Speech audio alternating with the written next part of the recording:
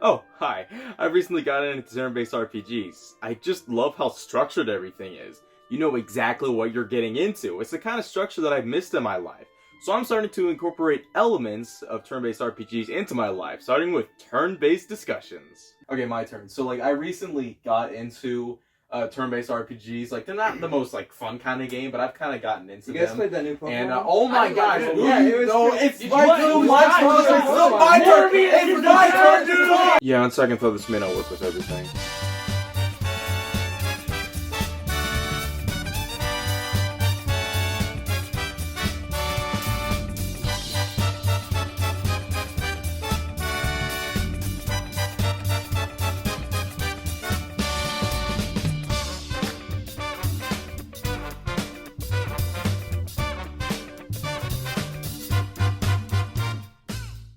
RPGs, what a genre of video games. I'm not a big RPG fan. I like some and I still respect others, but they are far from my favorite genre. But what is an RPG? Well, RPGs is short for role-playing games, and RPGs come in many different forms. The most popular is the turn-based RPG, where in battles, you and your enemies take turns attacking each other. Taking turns is adorable. Then there's MMORPGs, which are RPGs that you play online with a bunch of strangers. Action RPGs, which is like a normal game, but each enemy you kill gives you experience. How RPGs work is weird because nearly every game can be considered an RPG. Spider-Man PS4, you get experience from each mission and level up to unlock more abilities. Is that an RPG? If so, damn, I love RPGs. While I'm not a big RPG fan, nearly everyone I try at the very least does grab me. Mother 3, One of my favorites of all time. Final Fantasy 7, Well, I bought a copy for PlayStation. That must say something. Pokemon. Pokemon. I've recently whittled down what I like about RPGs. They need to have a good story. If a game doesn't interest me with either its gameplay or its story, I'm just not gonna play it. And that's why I just can't get into Pokemon. The story sucks. I do enjoy a Legends Arceus written exception, but the rest of them can go lay down. All of that RPG talk was just warm up, though. I may say I don't like RPGs, but in reality,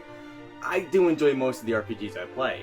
But there is one RPG series that I adore because of one DS exclusive game. Dragon Quest is my favorite RPG series solely because of one game. Dragon Quest IX, Sentinels of the Starry Skies for the Nintendo DS. I remember first seeing this game on the back of a magazine and later seeing it in the game section of a family video. I rented it and enjoyed it so much, and a couple of months later, I found a pre-owned cartridge in a GameStop and got my mom to buy it for me. And it took years to beat it, mainly because I didn't understand how to play RPGs, but regardless, I fell in love with the game, and it's still one of my favorites to this day. And because of mine alone, I've always respected the rest of the series. I've dabbled in the other games, but I've never actually played another one to completion.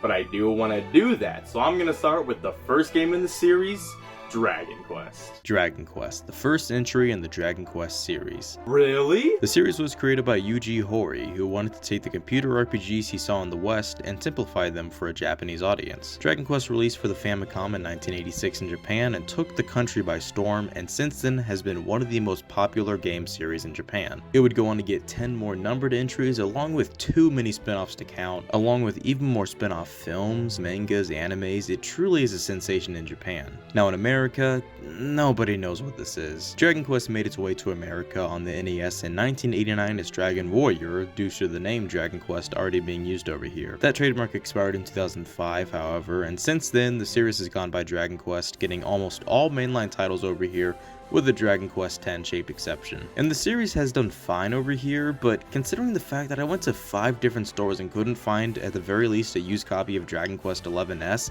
a 3.5-year-old game, should tell you that it's nowhere near as celebrated as in Japan. Regardless, the first game made it over here. A little late, but that didn't stop it from getting a remake on the Game Boy Color and later getting a modern remake on all modern platforms. Really, I could go on for 20 minutes about every single Dragon Quest port, but for now, I'm just gonna play the original game on Switch. And with that, welcome to Dragon Quest. The story is quite simple. You take the role of a hero and must save the kingdom of Alfgard's princess and stop the evil Dragon Lord. Except you don't even need to save the princess, just defeat the Dragon Lord and you beat the game. Your character, to which you can name, is a descendant of Erdrick, a legendary hero of old. The game revolves around you traveling across Alfgard, collecting 3 MacGuffins to build a bridge to the Dragon Lord's palace. I'm not kidding. That's it, just collect the 3 pieces, build the bridge, beat the Dragon Lord, boom, victory. But there is more to the game. Of course, it's an RPG, so it requires you to waste a lot of time. So you're roaming a nice grassy field and oops, time for violence. Like many other games in the series, this game has random encounters. It just means you're randomly thrust into a battle. Get ready to hear this sound a lot.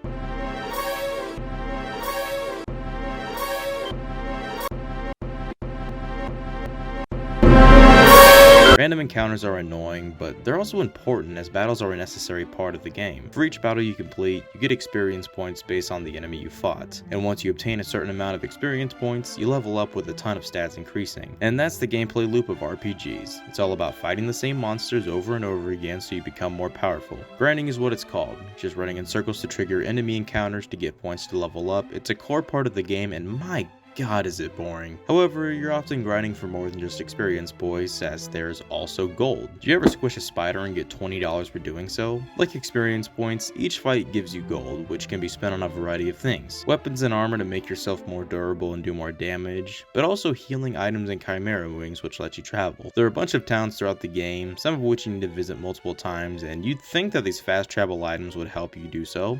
You'd think. These items just take you back to the castle you start the game in. It's useful because that's where you can save and also learn how close you are to the next level, but to go to any other town, you must walk there and endure any random encounters you get along the way. There are ways to avoid random encounters. You can buy holy water, which will repel enemies, or just flee from fights, but holy water runs out after so many steps, and you can't flee from every encounter, so it's usually just worth enduring each fight. There are also a bunch of caves crawling with enemies and sometimes treasure, but sometimes not. You need torches to light them up because without them, you just can't see a damn thing. The game doesn't hold your hand one bit, so you never really know if you're going the right way. I'm not afraid to admit it, I played this game with a walkthrough at my side. My God, I'm a bitch. It told me where to go, how to maneuver each cave, when to grind. It held my hand, and you'd think that would make it less fun, but I still greatly enjoyed the game. It's definitely hard to enjoy without a guide, but with one, I don't know, I quite enjoyed the game. And yeah, it's a fairly short game, even with all the grinding. It took me a little over 5 hours to beat it, with a good while being grinding, but I still had fun. There are a bunch of other mechanics and little things to find and make it a much better experience.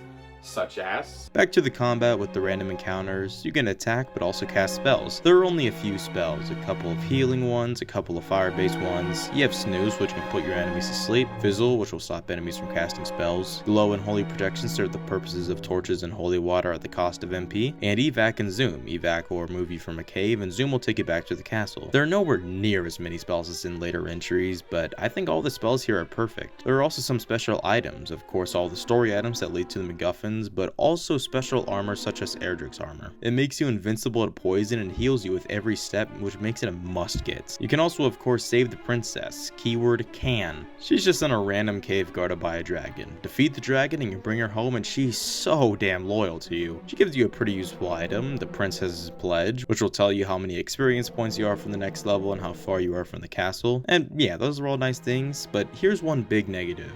You can only hold so many items. Your armor and weapons all count as items and take up their own slots, so you often just have a few slots. Item management gets easier as the game goes on since you learn spells that replace items, but you're also getting other items that you need to beat the game, and you still need to hold them. Item management can be a pain, but besides that, this game is pretty good. Of course, playing it can feel quite primitive. No. I mean, only one character in your party, but that really doesn't feel out of place at any point because you're only ever fighting one enemy at a time. The game was designed with just one character in mind, so fights never feel unfair. And they're also super fast. They just pop up in a little window, select your attack, enemy attacks, next turn. The battles are quick, so while random encounters are annoying, the battles do not last long unless you're fighting an actually tough enemy like the Dragon Lord, the game's final boss. And man, what an easy boss. He may be the Dragon Lord, but I have a walkthrough.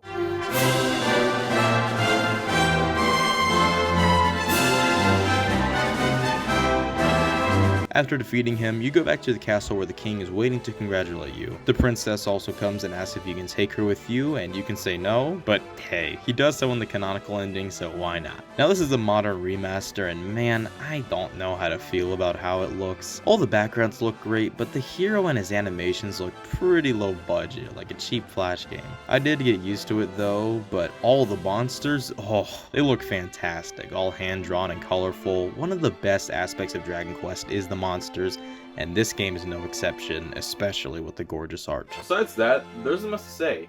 Dragon Quest is a solid game. It's dated in many ways, and I cheated throughout the whole thing, but I'd be lying if I said I didn't have fun. It's not a perfect game. If someone who dislikes RPGs was to try and play this game, they wouldn't like this game. But I personally enjoyed it as someone who can tolerate some RPGs. And if you want to see where the Dragon Quest series began, it's worth playing because it may be dated, but it's not too dated. I wish I could say more, but I gotta go to another turn-based activities. We're gonna take turns putting forks in electrical sockets. This is gonna be great.